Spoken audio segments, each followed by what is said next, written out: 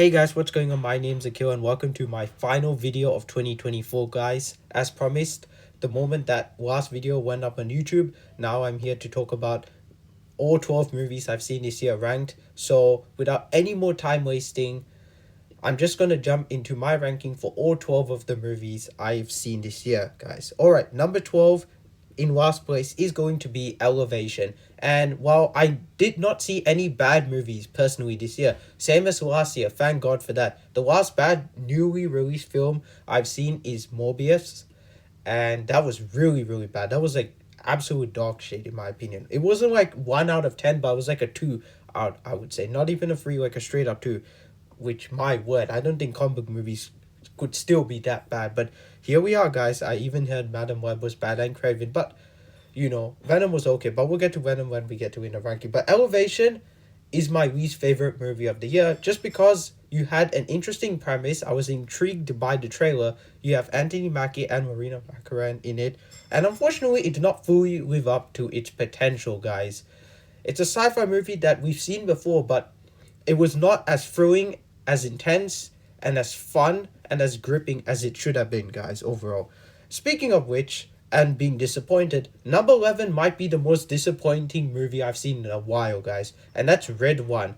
Dwayne Johnson, Chris Evans, starring in a Jake Kasdan film, which I liked the previous two Jumanji films that Jake Kasdan did. I'm sorry, I'm a fan of those movies. Those are my type of movies, action adventure films. This film is not like an action adventure. It's more of a comedy than anything else. It's more of an action comedy, I would say. It still kind of feels like an adventure movie, but it's also got fantasy elements. It's obviously got the holiday spirit in it too. And when it focused on like holiday mythology or like other characters as well, it was interesting. But when it was a very cliche Christmas movie, then it started to fall apart. So out of all the movies I've seen this year, this one is the most disappointing one, just because, again, like Elevation, you had an interesting concept, interesting cast, and interesting director, unlike Elevation, actually, I would say. But not taking anything away from the director of that movie. But anyway, I like Jake Kasdan, I like Chris Evans and Dwayne Johnson, but unfortunately, this movie just did not work at all at times. It's still okay though, so thank God for that. Alright, number 10 is The Tiger's Apprentice, and after Raya and the Last Dragon, which I saw back in 2021, not in theaters but at home, and I personally loved that film. I don't care what anyone says, even though I've only seen it once, so there's that. But after that, I was really hoping and wondering, are they going to make any more animated movies kind of like this, mythological fantasy type of animated movies about certain cultures?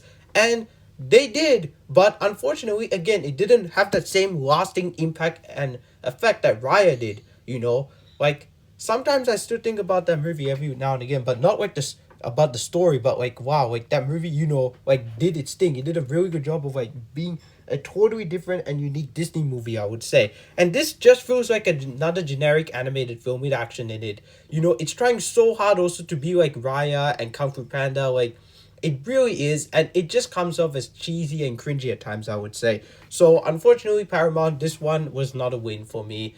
Unlike, TMNT Mutant Mayhem last year, which I know that it wasn't really technically their film, it was more of a Nickelodeon movie as well, but still, it is what it is, guys. Alright, number 9 might be the most messiest movie of the year, and that's Argyle. You have such a big star-studded cast. You even got Dua Lipa in here, and my god, she and some others are wasted. Matthew Vaughn, I don't know what he was doing in this movie, guys, and what he was doing on this movie as well, but it was just all over the place. At least the leads were kind of likable, Bryce Dallas Howard and Sam Rockwell, but unfortunately, this is a movie that I'm like, really?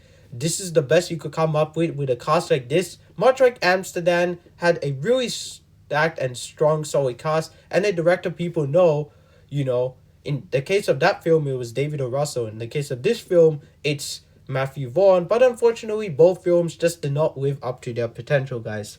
Speaking of which, number 8 is Spaceman, a Netflix movie starring Adam Sandler, and it's a drama, a sci-fi drama. This, much like Elevation, again, very disappointing because they are both very different sci-fi movies, but they both have a solid, likable lead in it. Like, if you have not seen The Marriage Stories, I highly encourage all of you to watch it. It's really, really good. And I think it's one of the most realistic films, if not maybe the most realistic written film I may have ever seen in my life. And Adam Sandler is great in that. But here, he's good. He's really good. But the movie itself was not the most interesting. And this is not even that long of a movie, guys, as well. So I don't know what happened here, but hey, at least they tried something different, right, guys? Like the whole spider stuff was just so random, you know. Poor Dano, like he deserved better. I feel like. All right, number 7 is Venom: The Last Dance, and this is at the top of the bottom half of the list, or the top of the second half of the list, I would say, because the top 6, I would say, I actually like all those movies. This one is at the top because unlike these movies, at least it knew what it was and embraced it, but it's a Venom film, so it still has that, you know, like those cheesy, cringy moments, like the first film that did. But the second film will always remain my favorite. I don't know what it is, guys. Maybe because of Woody Harrelson and Carnage in that film. Like, if you've seen my review for that film, you know what I'm talking about. But this film was better than I thought it would be. It wasn't a total disaster, but it wasn't all that good either. However, what is good is these next 6 movies, guys. And number 6 is Mufasa: The Lion King. Yes, this is a good movie. I don't care what anyone says. I liked it personally. I did not love it, but it was a good film. The story was solid. I liked the characters. I liked what they were going for with the film overall, but it's not a movie that I could see myself really re-watching at all. All right, number 5 is going to be Godzilla X Kong: The New Empire, and I enjoyed this movie. I had fun with it.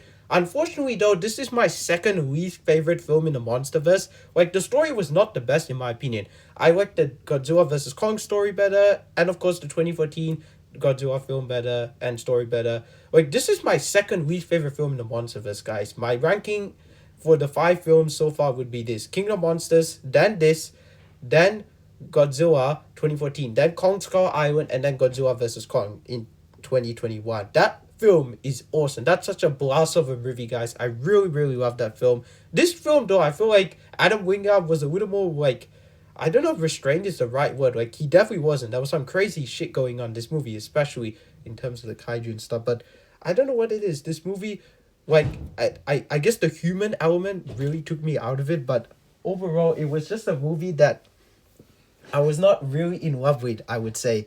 So there's that. All right.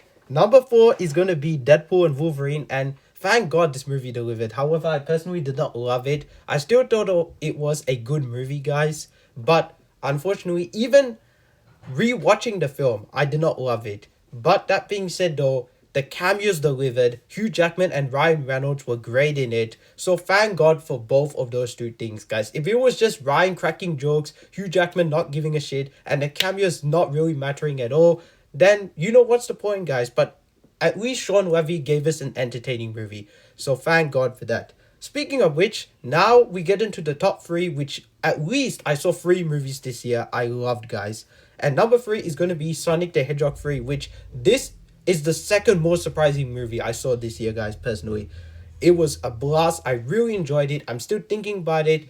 The stuff with Shadow was so damn good. The post-credit scenes, both of them were solid, especially the first one.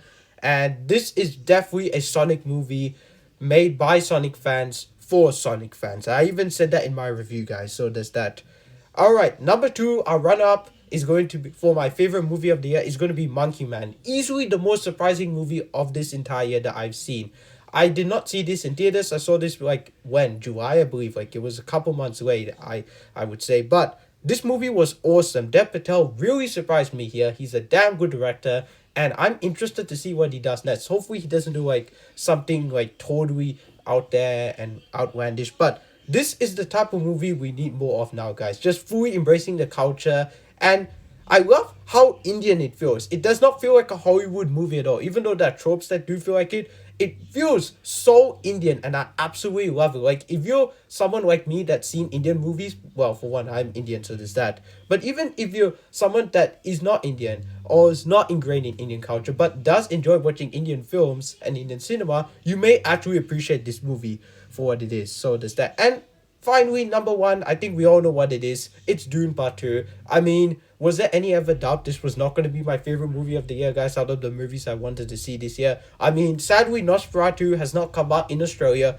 but I've heard nothing but great things.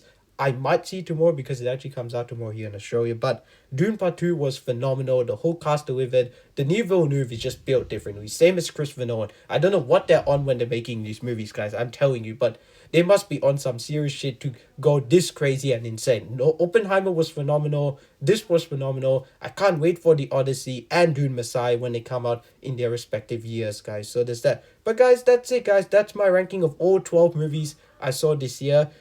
Hope 2024 treated you well. Hope 2025 treats you well. Next video, my first video for 2025 will be my top 10 most anticipated movies of next year, guys, with 3 honorable mentions, of course, like how I always do it.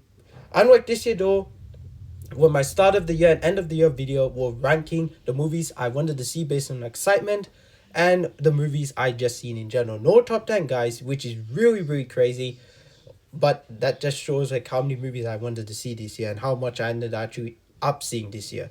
So there's that. But guys, that's it. 2024. Hopefully it was a good year. Thank you guys so much for watching all my reviews, guys, and all my videos this year.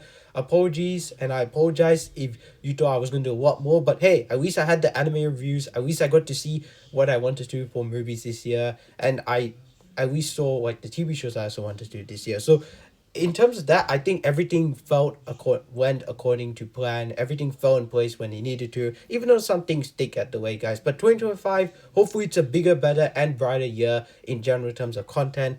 Anyway, thank you guys so much for watching all my reviews and videos and content in general this year. And again, hopefully 2024 treated you well. Hopefully you got to achieve everything you wanted to this year. And hopefully 2025 brings you a lot more happiness, joy, and success in life overall. So, as always, don't forget to like, comment, and subscribe to my channel. My name's Akil, otherwise known as the Comic Director. And I'll see you in 2025, guys.